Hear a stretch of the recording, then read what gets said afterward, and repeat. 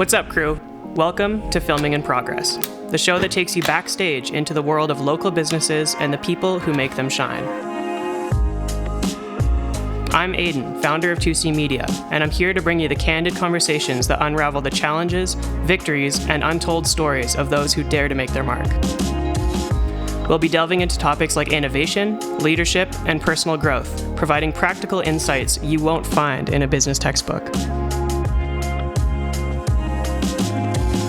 Grab your beverage of choice, kick back, and get ready to intake the wisdom of founders who have been there, done that, and are still hungry for more.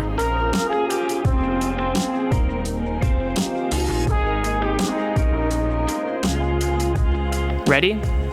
Let's roll.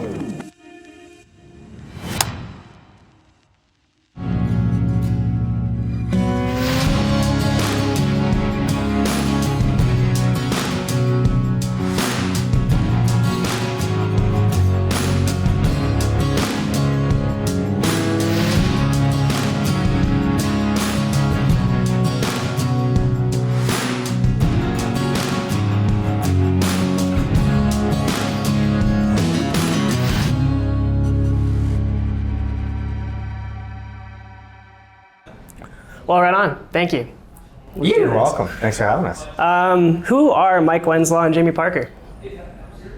Who are we? You go ahead. You go first. Who's Mike? Who's Mike Wenslaw? Mike Wenslaw is one of the co-owners. I'm looking at you. You can look wherever you want. Is one of the co-owners of Calgary Heritage Roasting Company. But is that who you are? Is that to my core? I don't think that's who you are. No. Shit. No, Mike Wenslaw is, I think somebody, a born and raised Calgarian who's in love with the outdoors, hunting, fishing, travel, and happens to co-own a roasting company that allows him to live out a lot of his life's passions. Without affording him to. Yeah, exactly. And it doesn't pay the bills. Jamie. I'm Jamie Parker. I think I'm very, very similar to Mike in that sense. Like, I love getting in the outdoors. I like sports. I like golfing. I like hunting, fishing, pretty much anything to do with getting your hands a little dirty, having a little fun, having a couple belly laughs. I'm all game. And then I also own a Calgary Heritage Roasting Company, and we make coffee and we sell it to people across Canada. Right on. And into the US. Yeah. And to Switzerland. Sold a vest to Switzerland. Switzerland? Tell me about that. Yeah. Just a guy reached out. He's been a fan of our gear, some of our like handcrafted vests that we make for a while. And he asked me, because you can't buy it on our website just from Switzerland. So he asked if there was a way that he could purchase it. And so kind of fulfilled that. And so we're shipping off a down vest out to Switzerland here. Watch out, Filson. Yeah. We're coming. And he specifically said, I hope you guys really continue to do this because you have an incredible eye for it and great design. So Beautiful. Yeah. That's a great compliment. Yeah. Let's go. So obviously you've expanded past coffee, but why coffee? What's the initial? I think coffee's always just been like I think it was just like it was an anchor point. It was a vessel. It was like, you need to have a product that you can ultimately like sell your story around. And coffee just seemed to be, it didn't seem like it was difficult enough. Like had a reasonable barrier to entry, but it wasn't so difficult that we couldn't get it off the ground like with a certain amount of money. Mike and I didn't have a ton of money, so we couldn't, obviously like they say, what is it? If the barrier to entry is super easy, then that's probably a business you don't want to get into. So you want to try and find something that is a little bit more challenging. This was, in our wheelhouse, this was easy enough to get into. It didn't cost us ultimately that much money up front, and we could kind of build our skill set in it versus like, we're not going out there right now and starting up a new car company, right? Or like that barrier to entry would be quite challenging. Yeah, I think coffee worked really well for us because it was kind of speaking to barrier entry, but it was something that we could put our own spin on quite easily. It was a product that can be done in a variety of different shades. And from the get-go, I mean, we were telling stories of how we used to drink double doubles twice a day, every day in university, and we didn't know shit about coffee. Some would say we still don't. And I think for us, we were able to make coffee in a flavor that really resembled and spoke true and authentically to us, where we weren't trying to be the foremost authority. We weren't trying to be pretentious and snooty and, this upper echelon of whatever. We had a really good product and we cared about it, but it was never truly about the coffee as much as what it allowed us to do, the people it allowed us to interact with, like yourself. Yeah, I would also touch to, if I look back to the inception of the idea, I think coffee was, every time, Mike and I both drank a lot of coffee. I think in Wildfire, because we started in Wildfire, everybody drinks coffee. It's kind of one of those things that really anchors you on that on the fire line. It's something you look forward to, whether it's midday, morning, whatever. And coffee, when we'd come back from tour, every time we'd meet with friends or go to coffee shops, and I just always remember driving, even when I was on the road fighting fires, we'd always stop at coffee shops and grab one, and it was always a really good experience, good feeling. And something that which started our brand was the fact that there was kind of this pretentious wave that was coming over the city in coffee culture, I would say in Western Canada. And that was something that I noticed right away in Calgary specifically, is I just didn't want to go to a coffee shop that wasn't inviting or didn't feel like the city I grew up in. It didn't feel like it contained a lot of the good values that I think hardworking, more blue collar Canadians or Albertans kind of showcased. So really that's what we set out to create. And coffee seemed to be a perfect blend or way to do that, to create an experience. Yeah. And beer was too expensive to get into and is already too saturated. There you go. Yeah. That's the next step, right? We knew we would just drink our profits. Yeah, exactly. You already do, right? Yeah, absolutely. Yeah. You started by saying that coffee was the easiest way to tell your story, which is really cool. I've seen you guys go so many different directions, and you're currently doing a lot of really cool things that we'll get into. But what other ways, you started with coffee? What other ways are you kind of expanding that story and telling that story? Yeah, I think what I like to do is and I think Mike's the same way. I like to try and create things that I'm truly passionate about. And I like to do things that I don't find that many other people do well or do in general. And I think Canada is a good example of a lot of things that, we import a lot of goods from other places. And, we have very unique climates, I find, in Canada that are very specific to our region, or I guess where we are on Earth. And there's a lot of goods that could be created for Canadian climate that we don't, that isn't or hasn't been made or designed or manufactured. So for me, I love breaking in. A good example is building some garments. I obviously, people are you should focus on one singular thing in a business. I think that's not good advice in today's day and age. I think you need to constantly be evolving as a company. And a good way for us to leverage some of the clothes or garments that we make is in marketing, right? It's just a different way to spend your marketing revenue. And if that grows beyond marketing, exposure, then fantastic, right? If not, then you're also creating something. And for me, it really scratches my back and makes me feel like I'm constantly pursuing not just a career or a job, but it's a passion. And for me, it's waking up every morning and going to do that is easy. Yeah. It's sweet because you've seen us for the last 6-7 years. And I think we as a business, we as individuals have evolved that way. When we first got into this space in 2019, we actually had renderings done up in 2017, and that shit was Mickey Mouse. Comparative, it was buffalo plaid banquettes and stuff that was just goofy, and it would feel kind of kitschy now.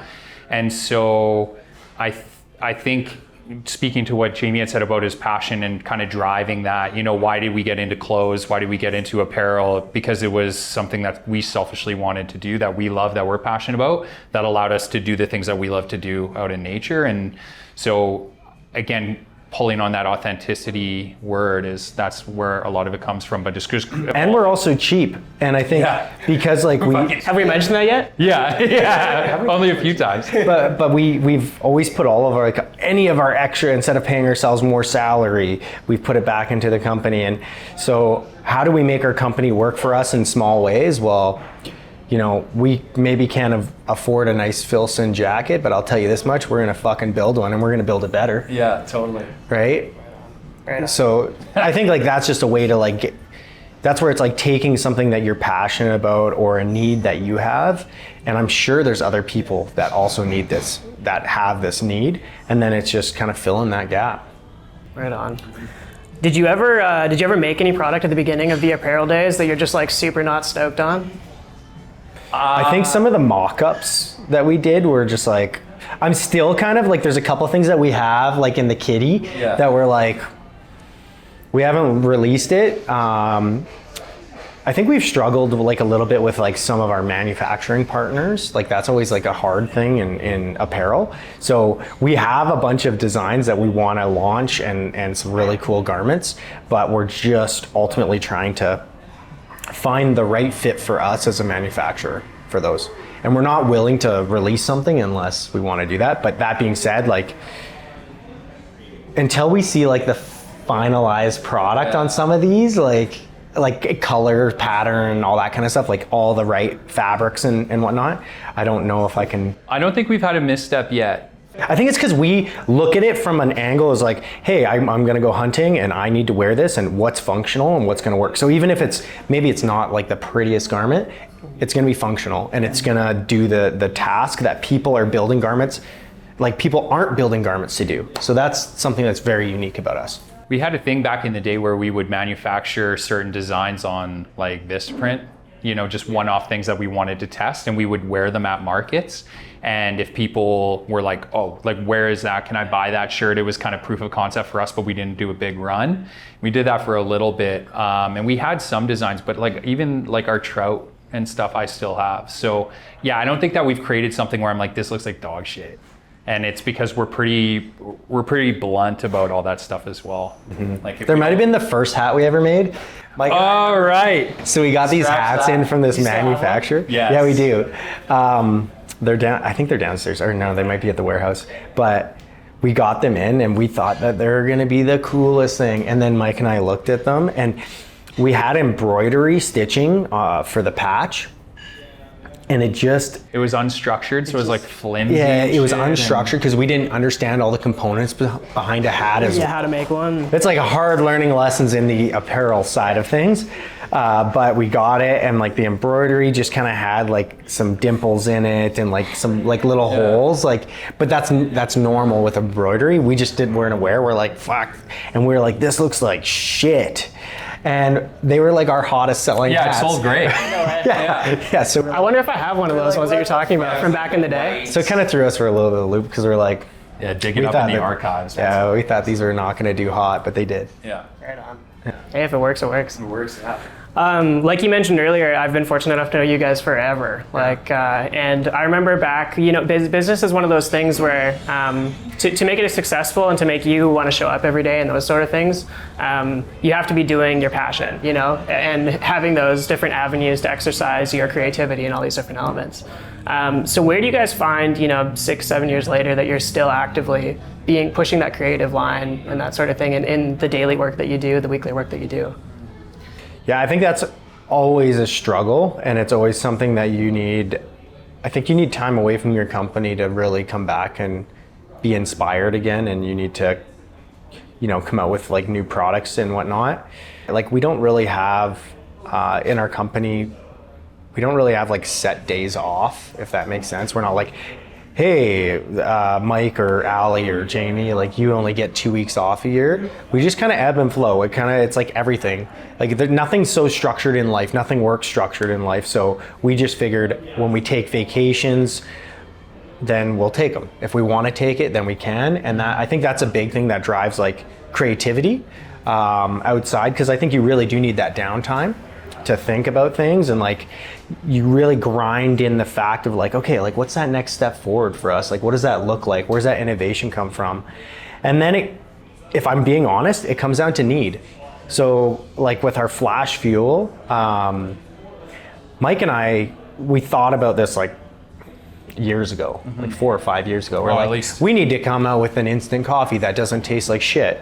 And we thought about it for a long time, but our company just wasn't at the point where we could put extra revenue or cash flow into like this side project.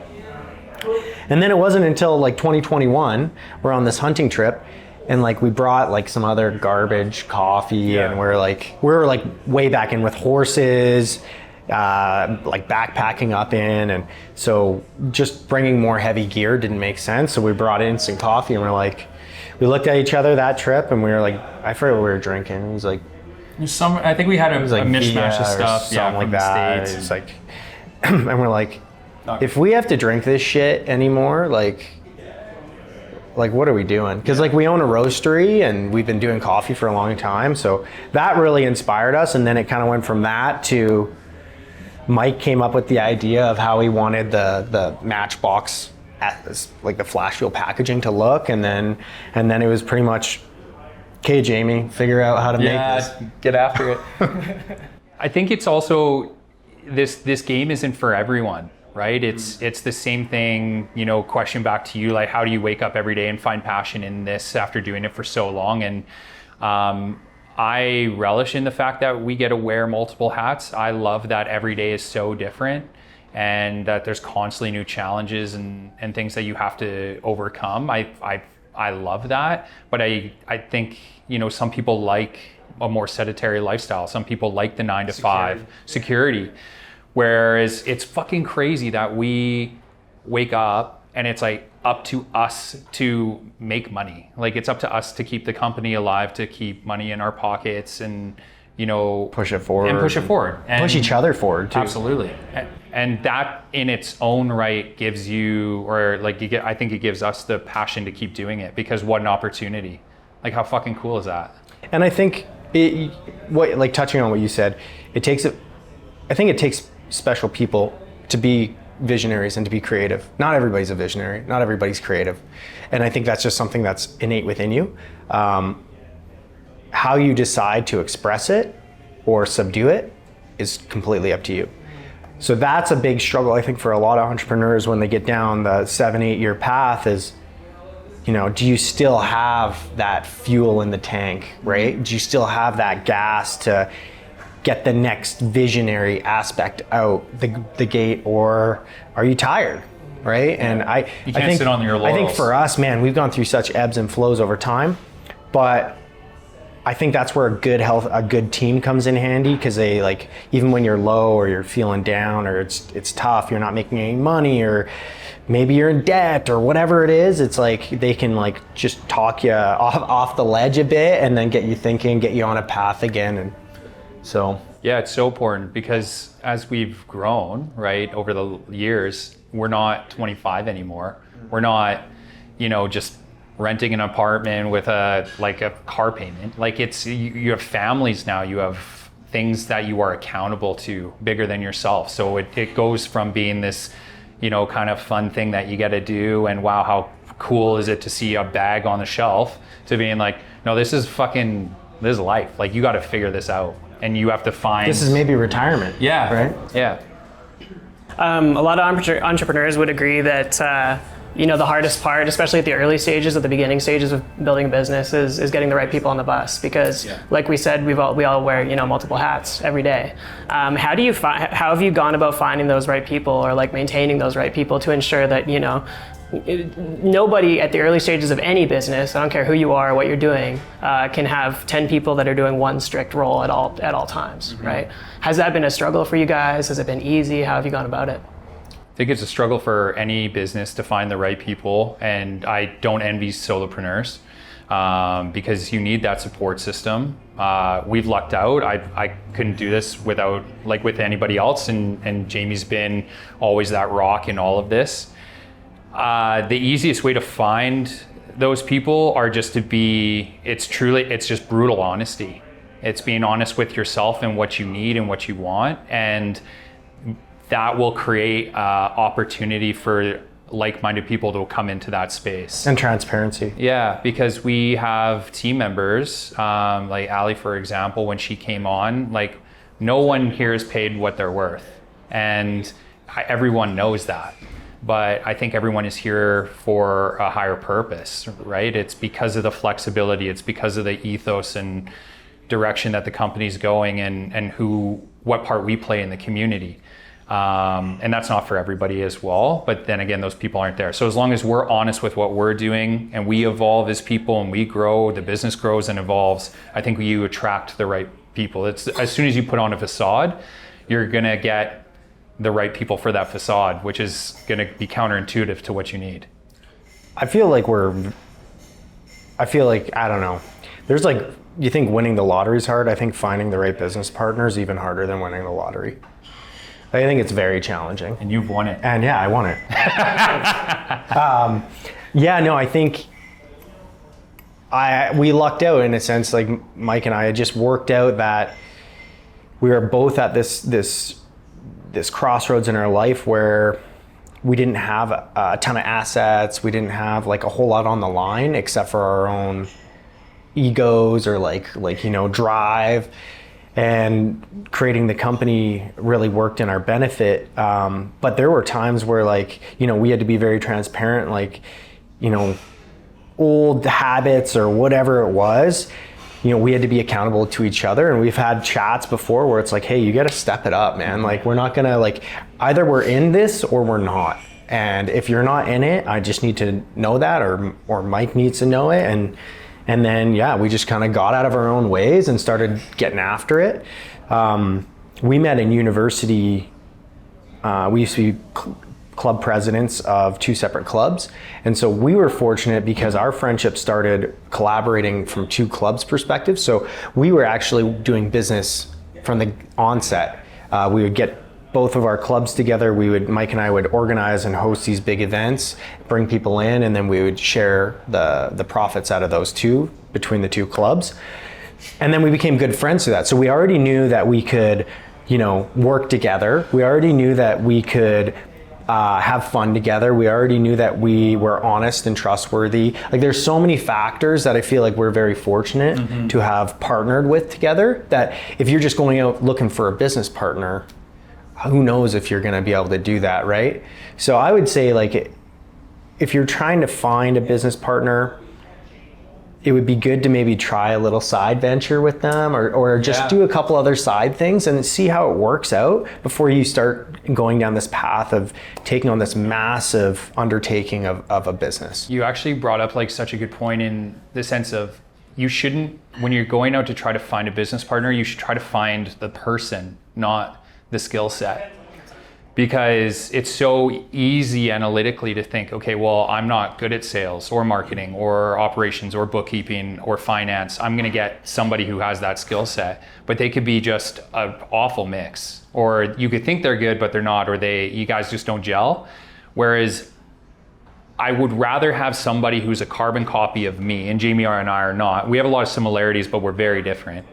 To anybody who knows us will attest to that. And I think I would rather have somebody who I know I gel with and that we're synergetic, and then we kind of spread the work around, versus the latter. Because I don't know, that, then you're garnering an employee at that point. We're not a business partner. The biggest thing is, I think business partners are very similar to your personal relationships. And if people aren't pulling their weight, it can create resentment. Mm-hmm. And as soon as resentment sets in, then there's you just have disdain for somebody after resentment. And if you have that, it's done. It's not fun for anybody. So I would always say, really just try and figure out that person, and right, you got to have that trust. Trust factor is absolutely everything. Yeah. Mm-hmm. Right on. What's the biggest mistake you guys have made? Going into business with Jamie. Shit. I retake that whole thing. Exactly. Yeah. Going to university where I met Mike. Yeah, totally.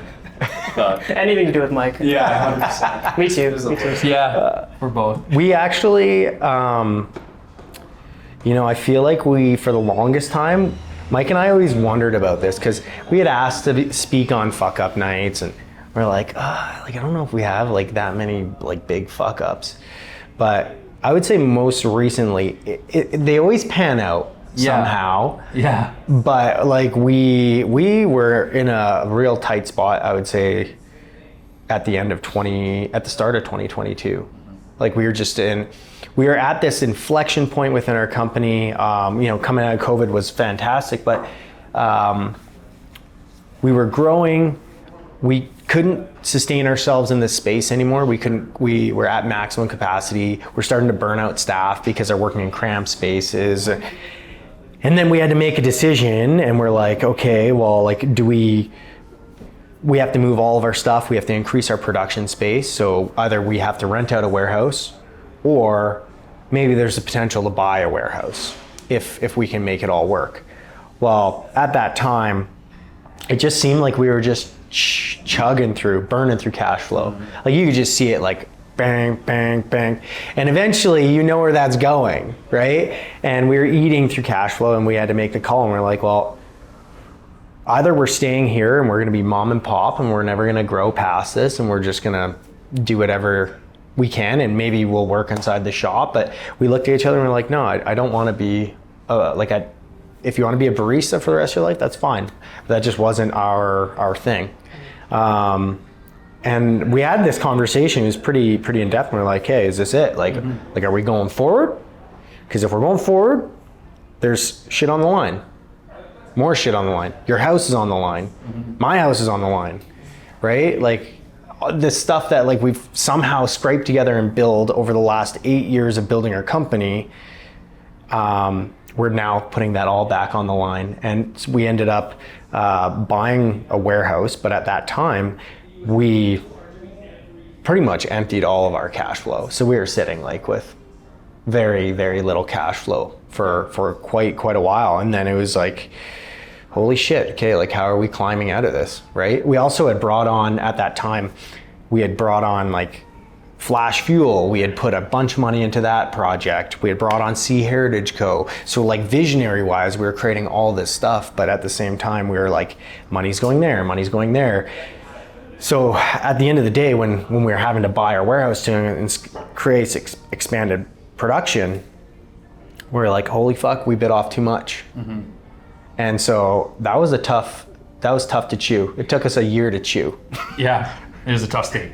And a big.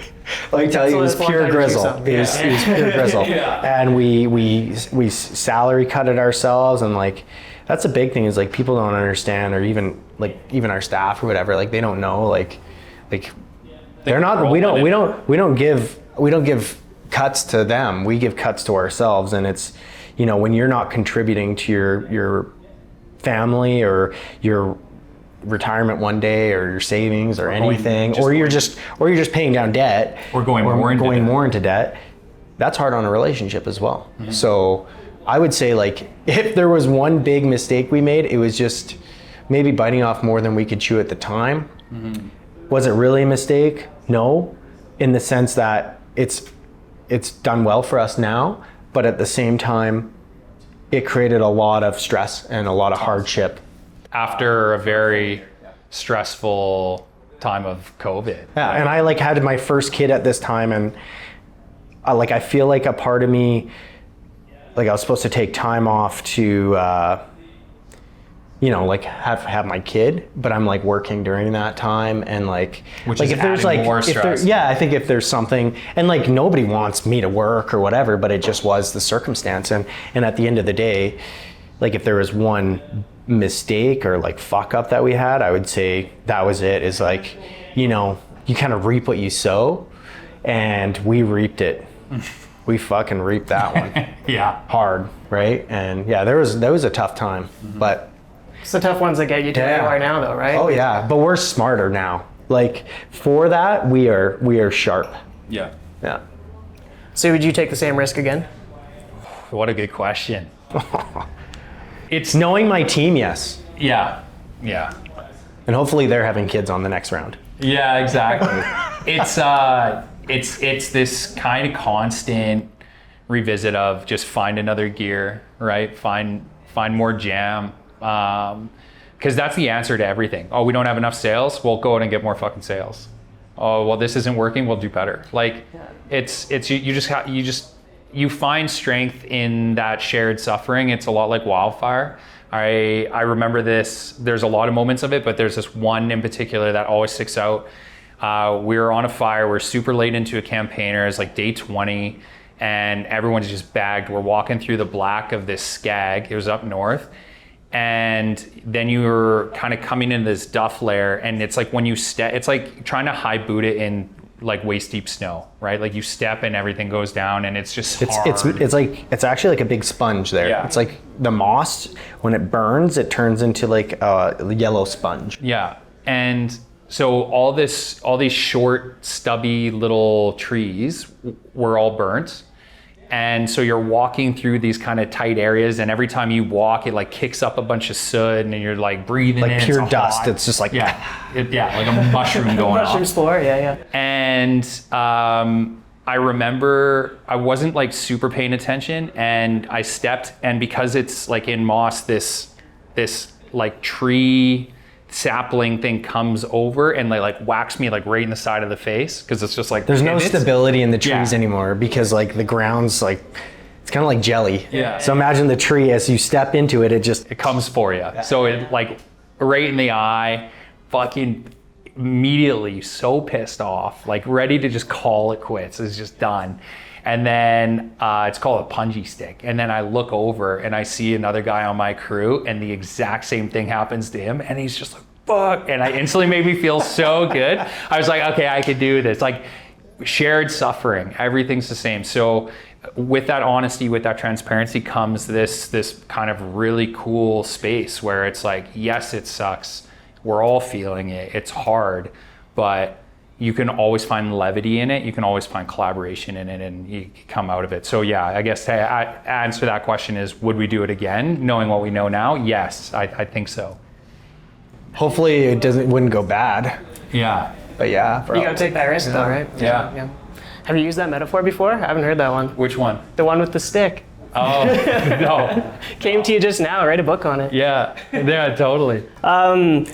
So, I mean, your brand is so closely tied with outdoor adventure, lifestyle, those sort of things. You know, you guys are avid hunters, fishers, everything else, skiers, et cetera, et cetera. How do you find time to do that? You know, being entrepreneurs, that's more than a full-time job, if not 3 times a full-time job kind of thing, right? But not only making that time, finding that time, but also advocating that your team does the same, because I know that your entire team kind of carries those same values.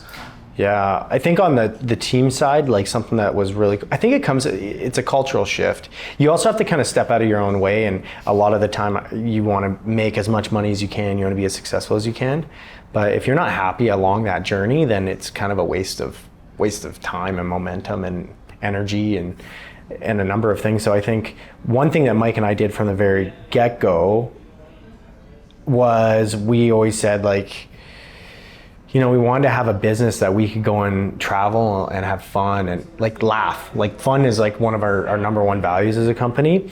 And we also, when we opened up the shop and we were going to hire a bunch of people, we said, okay, every long weekend, we're not going to be open.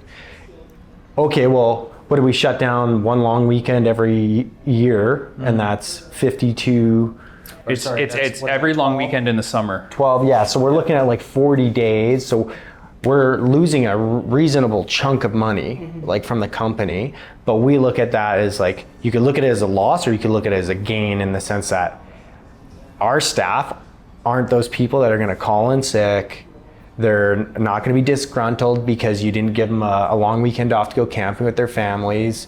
So I think that's what's really built like a strong culture in our company for like our staff and our employees to get outside, has just been, it's been that simple. It's like, give them a long weekend off. Who doesn't want that? I don't want to work it. Yeah. So why would they want to work it? And if you had the option to work it or not work it, I guarantee you they would not work it. Yeah. And it's kind of, it almost happened by circumstance as well from the beginning, because when we first launched the company, our anniversary date changes every year, just depending on how in tune I am and making sure to get the socials out. So it changes. But let's say it's November 2nd. I went on my first hunting trip with Jamie and the boys the year that we started the company, the e-commerce.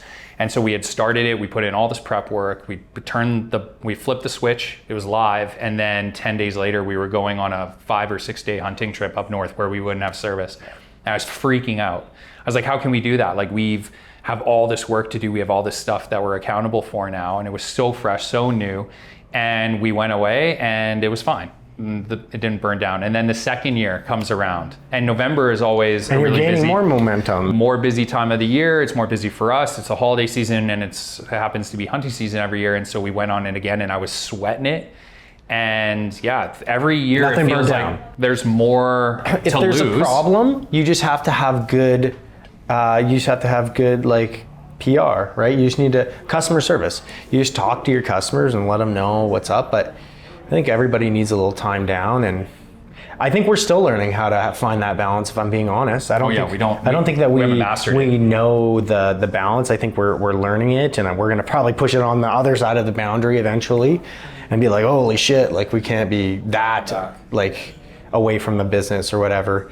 So I think it's just listening to your gut is a big one. Like when are you tired? When are you kind of like maxed out? When are you tired and when you're in pain? Yeah. Because they're very different. And also, if there's something that you're really looking forward to doing, life is way too short, so just go and do it.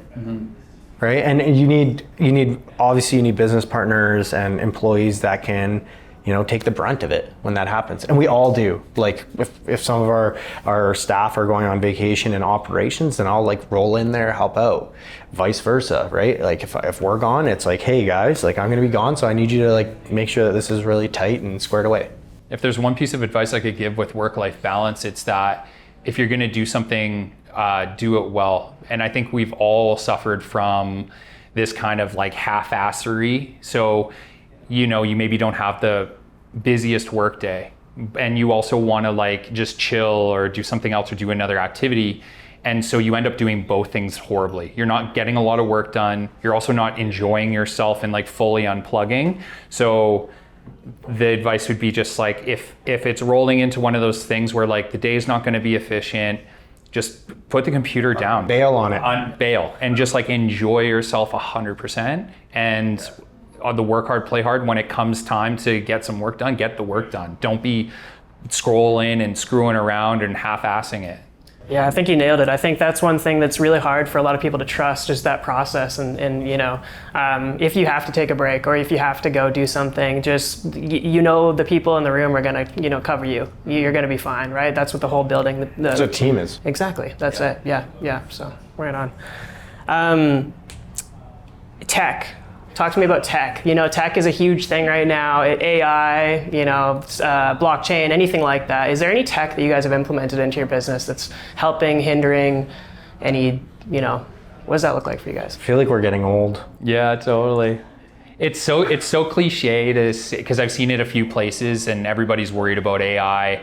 And the cliche is that it's not AI won't replace you, it's people using AI will replace you. And so kind of taking that on, it's hard to like fully dive into the things that you don't know while you're running something. But we are actively trying to stay up to date and utilize the tools that are out there. We're definitely pro.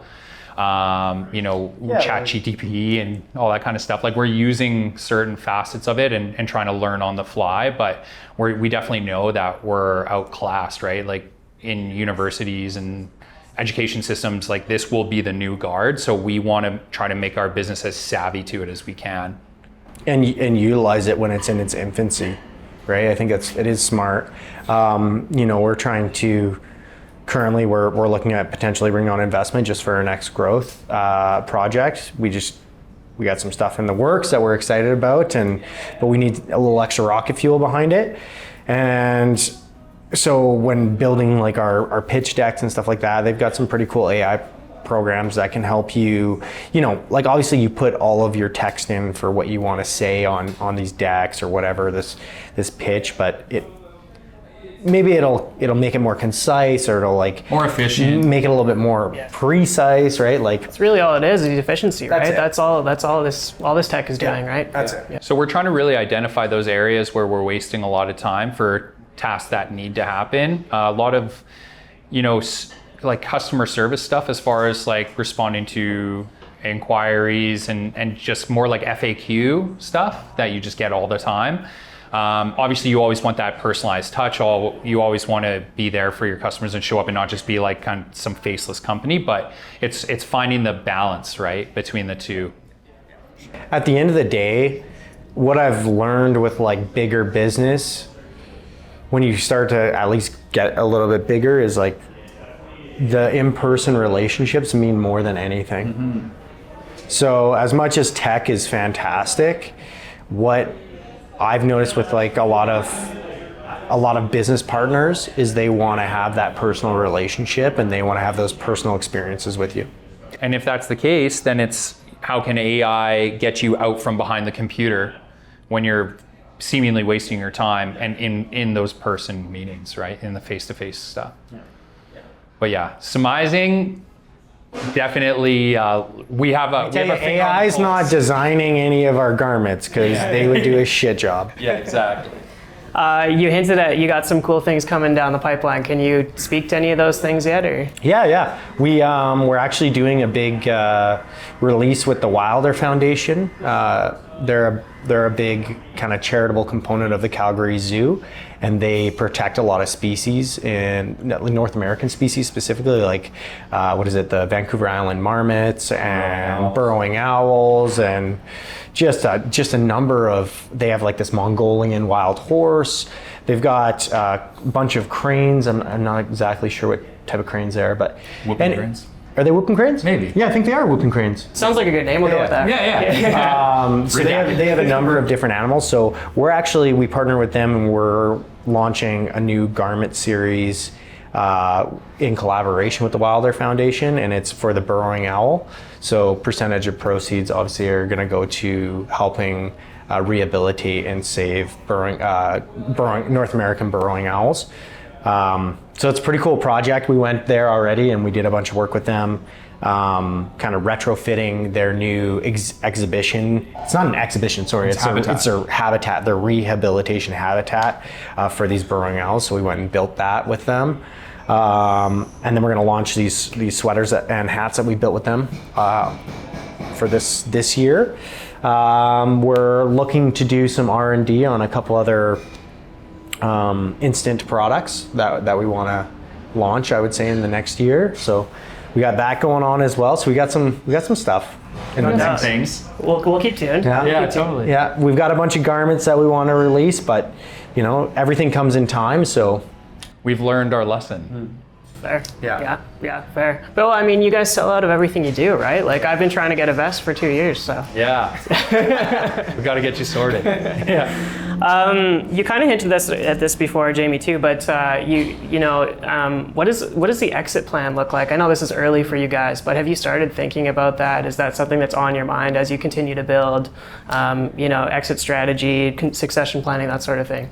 Yeah, I think you would be very close-minded if you kind of went into something saying, I'm never going to do this. And I think that's kind of how we've always looked at it, is like, we're always willing to have a conversation. We're always willing to talk. I think we always revisit and talk to ourselves and be like, am I still enjoying this? We have that quarterly meeting. Are we still enjoying this? Are we still, are there aspects that maybe are tough or we struggle with?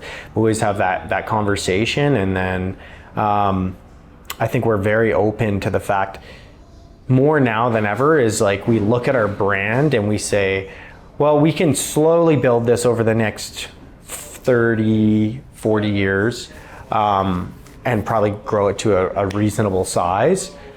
Or, because life is so uncertain, life is short, do we find more value in scaling it faster and that's where the bringing on the equity might be a part of it. And then eventually, obviously, as soon as you start bringing on equity partners, typically they eventually want to be bought out. They want to have their return, so you always have to look at exit down the road. Whether or not you buy them out or the company buys them out, like that's doable. But I would say we're not set on anything either way, but we're always open and looking and curious. And I think right now we want to capture a good chunk of market share with some of our products that we have out there right now. And with that, we do need to look at bringing on equity partners, but which ultimately in the long run, we would look to sell. It's like, do you want to have a big chunk of something that may be small? Could be big. Chances are that it's highly unlikely. Or would you rather have a small part of a brand that affects millions of people? And for me, I think personally, I'd rather have a smaller part of a brand that can affect millions of people, as long as I still have a little bit of visionary say and execution.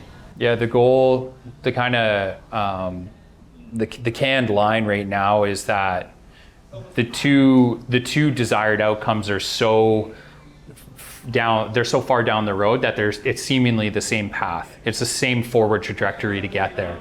One is being part of a company that we've built that allows us to affect the lives of a lot of people, that we can still add a lot of value and live that perfect life, work-life balance. You know, we still get to travel and be outdoors, but still get to be challenged creatively and have passion in the business, and then, you know, just exist in that.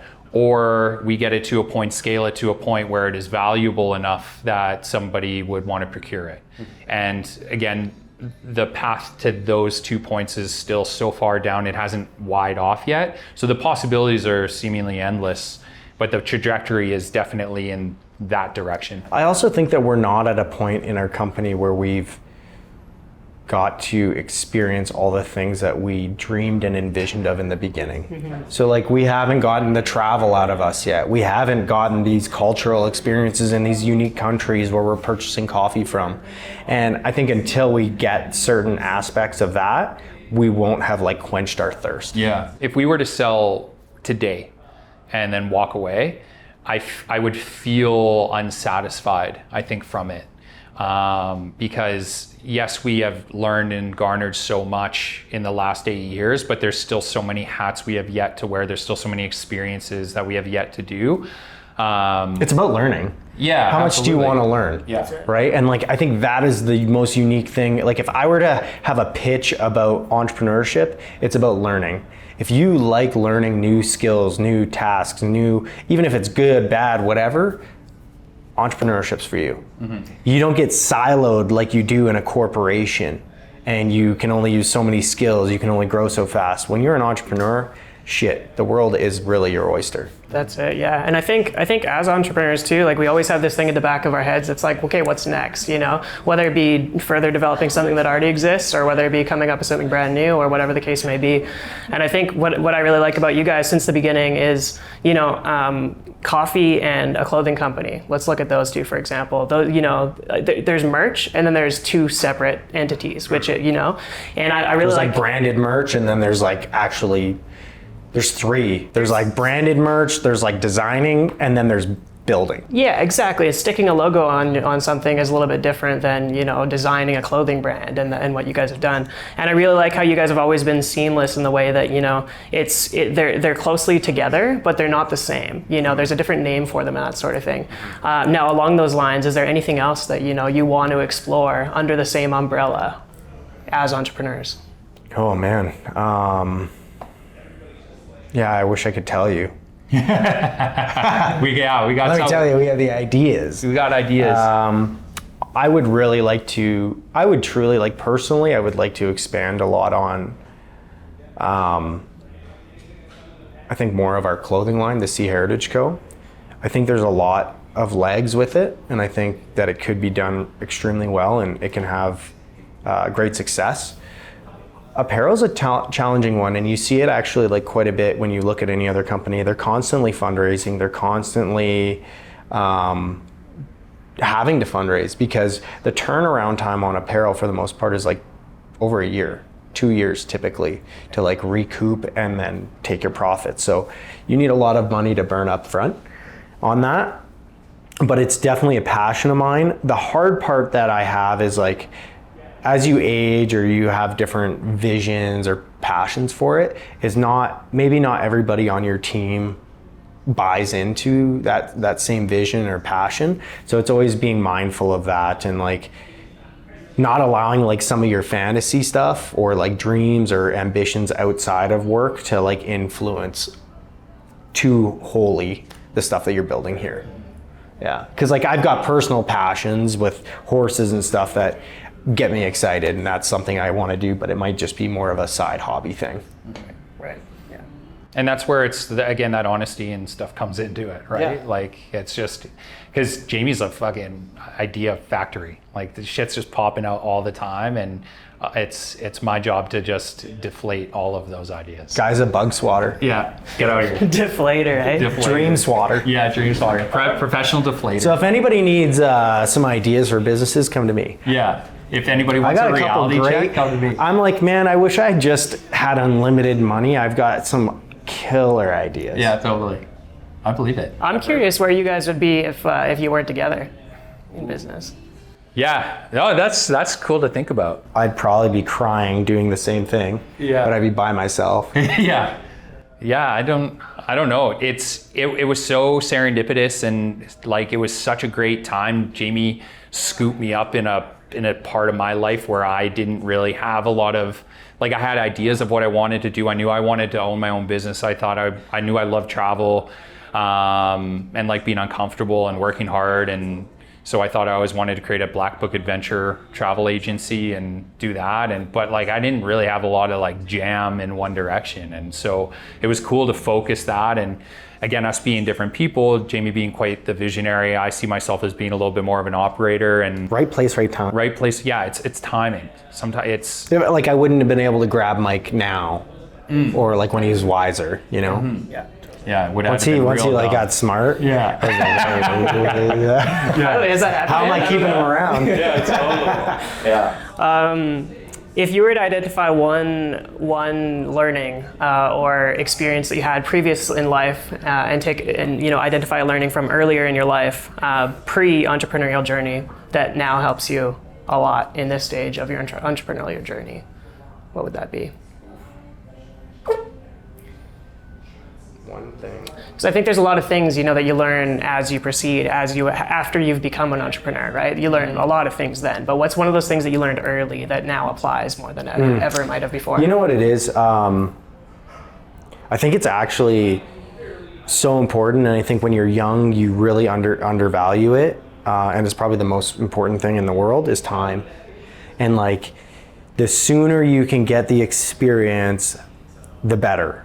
The sooner you can dive into it, the better. Like, I couldn't imagine diving into this at my age now and then going and doing 8 years of like crazy hardship to get to where we are. Mm-hmm. And like, timing was everything, because we got in at the age of 25, but we got in before the bell curve of the craft coffee scene was blown up. Like, we're now seeing coffee companies drop off like flies, because they just don't have the margin in the game, right? It's oversaturated or whatever it is. And like, if you can't establish your brand by X amount of time, then your chances of succeeding in a saturated market are very challenging. So I think the component of time is everything. And I don't just mean in the sense of like when you get into business, but I mean like time to enjoy life too. Time to enjoy your friendships and partners and activities and the outdoors. It's like, it all intermingles. And like, if you can understand the value of time and how important it is to execute certain things, right? Timing and meeting Mike and scooping up when he was in a vulnerable situation.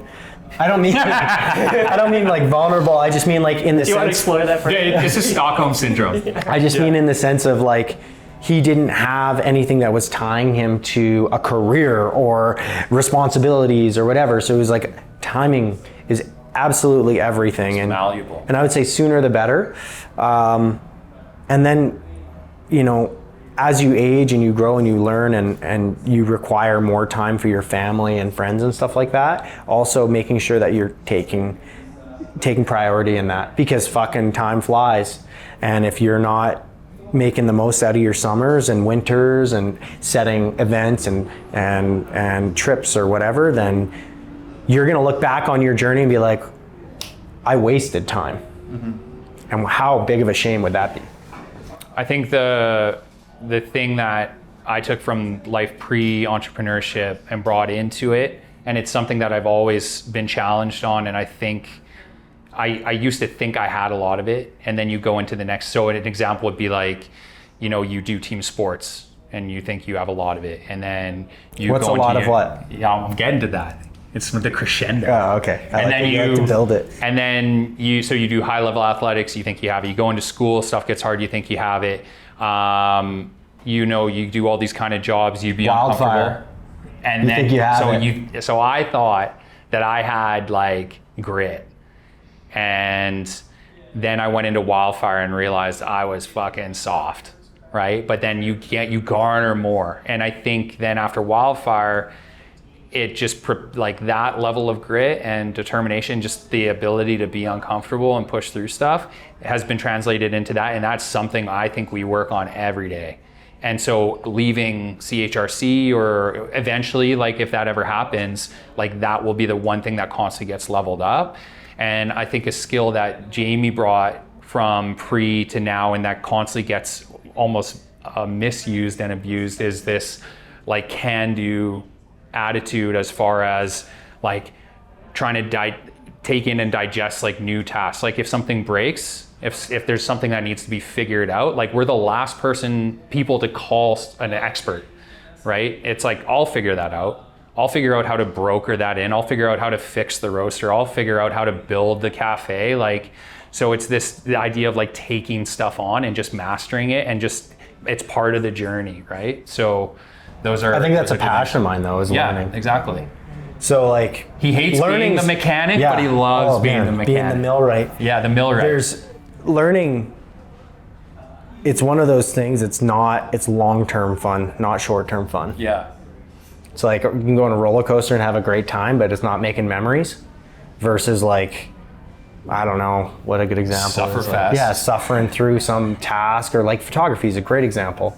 Like, you're not good on your first day. It takes years to master. Right. You don't have grit until you get hit in the head with a tree, right? So. Yeah, Exactly. Cool.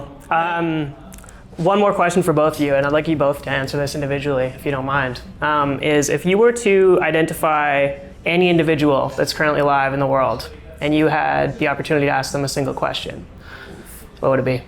And who would it be, sorry, and what would it be? You're gonna have to cut for this one. Shit, I don't know. I gotta think about that. So I can ask anybody alive or dead a question. Alive. They have to be alive. They have to be alive? Pop culture's coming into it now. They have to be alive. So they can't be dead. That's what alive means.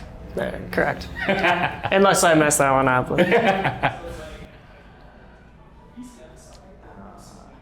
One person. Who really inspires me? Mom. No, my mom doesn't. Sorry, Mom. Cut that out. Well, mom inspires me in other ways, but Yeah. Fuck, I don't know. Can you go? Can you answer it? Can you kind of lube the chain on this? No? Oh, you gotta go. It's like pushing rope, eh? Yeah, I can't give you mine. You'd steal it. I would steal it. See, my mind instantly goes to trying to think of some, wise, high profile-esque person that has all this experience, like a Bezos or something like that. But I don't know if that's who I'd want to ask a question to. I think I'd want... There's like a lot of people I admire, but I just don't know what question I would ask them. yeah, I don't know, like, who's squeezed the most out of life? I think I would try and ask somebody a question around like This is Stumper. the balance of life, and like, how do you absolutely be mentally like aware and just like constantly very present in trying to be like squeezing the most out of every day, and like having that long-term vision. I don't know, that's tough, right? I think that something that everybody struggles with is like, you have great moments, but how do you constantly just try and make them better? But I don't know what I'd ask somebody. I think like one person that kind of came to mind, especially with the whole like let my people go surfing mentality around the, you know, work-life balance, and kind of seeing his journey is like Yvon Chouinard would be really cool to ask, and maybe just what was his biggest learning, or what is he most proud of from his time, you know, building and like selling Patagonia. That would probably be one of them. It's a brand that I think we admire. We take a few bits of what they're doing and make it into our own. This sounds super lame, but I'd probably talk to like Joe Rogan, and I'd be like, can we go to the mothership tonight? Yeah, totally. I wouldn't ask him a question. I'd just be like, can we go have fun? Yeah, there's a lot of interesting people out there. It feels like, I guess my brain instantly went to being like trying to find some nugget of advice of like, if you're asking, some, like I said, like some conglomerate guy or whatever, or like what's the next big thing that I should invest in? But the reason I don't want to say that is because I don't really have a lot of like connection to that. I'm like, it feels like the smart thing to do. It feels like the head answer, but the hard answer would be somebody I admire. For me, it's just future Jamie, but I'm enjoying the road to get to him. Yeah, totally. So it doesn't matter. I don't really have any questions I want to ask. It's a tough one, right? Because I think all of those things that we threw around there are very subjective to each individual, right? Like what's the life balance and that sort of thing. Yeah. It's like, well, for everybody it's different, so it's hard to answer that. So it's like, is there an objective thing that, or maybe isn't, maybe isn't, there isn't. Maybe it doesn't matter who you're talking to. Yeah. But I think it's always looking ahead and trying to garnish wisdom from other people who have been there, right? Who have had failures. Maybe they didn't have that life balance. Maybe they didn't do certain things and they have regrets. And it's like, okay, well, like, how do I avoid shit like that? That's important to me. Ask Gordon Ramsay. Okay, I have a bunch now that are like, like just stupid. Be like, ask Gordon Ramsay where the best pasta he's ever had is. Like, where in the country. It'd be asking like Guy Fieri. Where'd he get the best ribs? No, where's he get all his shirts from? That's totally. Where he gets his hair done. Yeah. Asking Goggins if he ever takes an off day. you think he does? Yeah, for sure. But he wouldn't talk about it. Yeah, see, that's why. That's like the golden question. My buddy fights fire with him in northern BC. Yeah. Smoke jump. Smoke jumps with him. Yeah. Right on. There you go. Yeah, kind of cool. Cool. You don't know me, son. I actually have a pair of his shorts that he didn't want, which are Gymshark shorts, which I was talking about. Goggins, you gave me your shorts that aren't comfortable at all, bud. Cool. Well, thanks so much, guys. Really appreciate it today. Yeah, That was appreciate awesome. it, buddy. Thank you. Boom.